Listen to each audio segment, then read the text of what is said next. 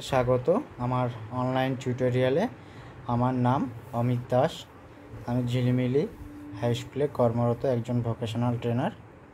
আমার subject electronics, season name CSS VSC under NSQF, training provider Orion Edutech private limited. আজ আমাদের আলোচ্য বিষয় হলো computer storage device and types of storage. Storage ডিভাইসগুলি কী কী এবং কত ধরনের স্টোরেজ ডিভাইস আছে। শুরু করা যাক আমাদের টপিকটি। সর্বপ্রথম আমরা দেখিনি যে আমরা জানি যে কম্পিউটার একটি মেশিন যে কিনা আমাদের তথ্য সঞ্চয় করে রাখতে পারে।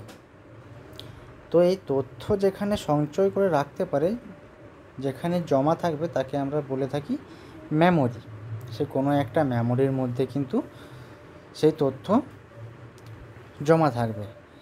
আমরা এটাও লক্ষ্য করেছি, যখন আমরা কম্পিউটার চালাই, চলতে চলতে যদি হঠাৎ কারেন্ট চলে যায়, তখন কিছু তথ্য আমরা আর ফিরে পাই না, আর কিছু তথ্য থেকে যায়। সো যখন কিছু তথ্যগুলো থেকে যায় তাকে একটা মেমোরি বলা হয়, আর একটা যখন কিছু যে তথ্যগুলো উড়ে যায় তাকে আরেকটা মেমোরি বলা হয়। আমরা একটা কথা শুনে থাকি যে একটা জিনিস, কোনো একটা পার্মানেন্ট জিনিস আর একটা টেম্পোরারি জিনিস। ঠিক কম্পিউটারেরও ক্ষেত্রে আমার ঠিক সেই রকমই দুই ধরনের মেমোরি আছে, একটাকে বলা হয় প্রাইমারি মেমোরি, যাকে আমরা টেম্পোরারি মেমোরির সঙ্গে তুলনা করব, অ্যান্ড সেকেন্ডারি মেমোরি, যেটা আমরা পার্মানেন্ট মেমোরির সাথে তুলনা করব। তো প্রাইমারি মেমোরি কাদেরকে বলা হয়? না, প্রাইমারি মেমোরি আমরা তাকেই বলবো যেটা কিনা আমার অস্থায়ী, টেম্পোরারি। কোনো একটা, যখন আমি কোনো কিছু কাজ করছি, হঠাৎ করে যদি বিদ্যুৎ চলে যায়, তখন কিন্তু সেই তথ্যটাকে আমরা আর ফিরে পাই না। সেই মেমোরিটাকে আমরা বলবো প্রাইমারি মেমোরি। যদি আমি উদাহরণ দিই, তো প্রাইমারি মেমোরির উদাহরণ হলো র্যাম। র্যাম কথাটা আমরা সবাই শুনে এসেছি, যার ফুল ফর্ম হলো র্যান্ডাম অ্যাক্সেস মেমোরি। তারপর দেখব সেকেন্ডারি মেমোরি। সেকেন্ডারি মেমোরি আমরা তাকেই বলবো যে কিনা ওই পার্মানেন্ট মেমোরির মতো, মানে কোনো একটা জিনিসের পার্মানেন্টের মতো, যেমন স্থায়ীভাবে কোনো ডেটা বা তথ্যকে সঞ্চয় করে রাখতে পারে। এই সেকেন্ডারি মেমোরিকে কিন্তু বাজারে অনেক ধরনের পাওয়া যায়। যেমন আমরা যদি পরপর দেখে যাই, তাহলে হবে এক ফ্লপি ডিস্ক। দেখতে আমার চৌকানোর মতো। এই ফ্লপি ডিস্ক বর্গাকারের মতো দেখতে, এবং এটাতে আমরা ডেটা স্থানান্তর করতে বা ব্যাকআপ রাখতে, কোনো ডেটা বা তথ্য ব্যাকআপ রাখতে কিন্তু ব্যবহার করি। এই ফ্লপি ডিস্কটি CPU বক্সে লাগানো হয়। তো এই ফ্লপি ডিস্ক এক ধরনের আমার সেকেন্ডারি মেমোরি, যেটা কিনা কোনো ডাটা বা তথ্যকে কিন্তু পার্মানেন্টলিভাবে, স্থায়ীভাবে সঞ্চয় করে রাখতে পারে। Second, CD and DVD। CD and DVD এ দুটোই কিন্তু আমার বৃত্তাকার দেখতে। এখানে দুটো আমি জিনিস দেখেছি। উপরেরটা হচ্ছে CD, উপরের যে চিত্রটি রয়েছে সেটি হচ্ছে CD, এবং নিচেরটা আমরা দেখতে পাচ্ছি DVD। CD অ্যান্ড DVD এর দুটোই কিন্তু আমার সেকেন্ডারি মেমোরি। এখানে CD অ্যান্ড DVD দুটো দেওয়া হয়েছে এই কারণে, কারণ CDর আমার তথ্য সঞ্চয় করে রাখার ক্ষমতা DVDর থেকে তুলনামূলক কম। DVDতে আমার তথ্য সঞ্চয় করার ক্ষমতাটা CD এবং ফ্লপি ডিস্কের থেকেও কিন্তু অনেকটাই বেশি। সো এগুলিকে আমরা যখন ব্যবহার করি, এগুলোতে আমরা যখন কোনো ডেটা বা তথ্য সঞ্চয় করে রাখি, তখন কিন্তু এটি পার্মানেন্টলিভাবে থেকে যায়, যদি না আমার এই সিডি বা ডিভিডি নষ্ট হয়ে যায়।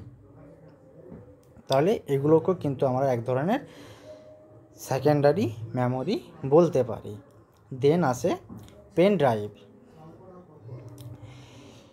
এই পেন ড্রাইভটি আমরা সবাই এখনকার দিনে দেখেছি প্রচুর ব্যবহৃত হয়। এটি আমার কোনো ডেটাকে ঠিক ডিভিডি, ফ্লপি ডিস্ক, সিডির মতো কিন্তু সঞ্চয় করে রাখতে পারে পার্মানেন্টলি, এবং ডিভিডি থেকেও এর তথ্য সঞ্চয় করে রাখার ক্ষমতাটা অনেকটাই বেশি। দেখতে ছোট হলেও ক্ষমতা কিন্তু এর অনেকটা বেশি। এর সাহায্যে কিন্তু আমরা ডেটা এক জায়গা থেকে অন্য জায়গাতে স্থানান্তর করতেও পারি এবং পার্মানেন্টলিভাবে তথ্য সঞ্চয় করেও রাখতে পারি।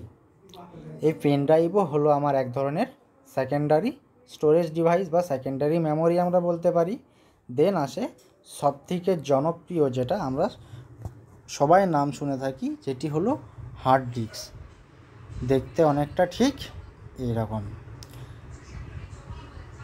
হার্ড ডিস্ক আমার কম্পিউটারের সিপিইউ এর মধ্যে লাগানো থাকে। আরেকটা যেটা আমরা নিচের হার্ড ডিস্কটা দেখছি, সেটা কিন্তু আমার বাইরে থেকে এক্সটার্নাল হার্ড ডিস্ক বলা হয়, বাইরে থেকে আমি ব্যবহার করতে পারি। এবং উপরে যেটি দেখাচ্ছে সেটি কিন্তু আমার সিপিইউ এর মধ্যে ইনবিল্ট থাকে। এটা দরকার হলে কিন্তু আমরা চেঞ্জও করতে পারি। এই হার্ড ডিস্ক কিন্তু সবথেকে জনপ্রিয় একটা সেকেন্ডারি স্টোরেজ ডিভাইস, যেটি কিনা কম্পিউটারের মধ্যে, কম্পিউটার যখন আমরা কিনতে যাব তখন থেকে কিন্তু এটা ইনবিল্ট থাকে সিপিইউ এর মধ্যে।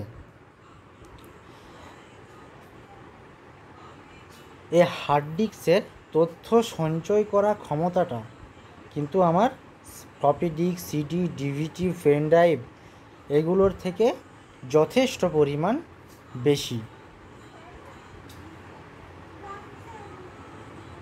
এবং এটি কিন্তু নষ্ট হয়ে গেলে আমরা সারাতে পারি না। এটা আমার একটা কম্পিউটার থেকে কিন্তু অন্য কম্পিউটারের তথ্য আমরা ডেটা বা তথ্য পরিবহন, মানে এক জায়গায় একটা কম্পিউটার থেকে অন্য একটা কম্পিউটারে তথ্য আমরা বহন করতে পারি না ইনবিল্ট সিপিইউ এর ইনবিল্ট হার্ড ডিস্কের মধ্যে দিয়ে। সো এটাকেও কিন্তু আমার একটা সেকেন্ডারি স্টোরেজ ডিভাইস বা সেকেন্ডারি মেমোরি বলা হয়। তো আজ আমরা যেগুলো দেখলাম সেগুলো হলো কম্পিউটার স্টোরেজ ডিভাইস এবং type of computer storage device.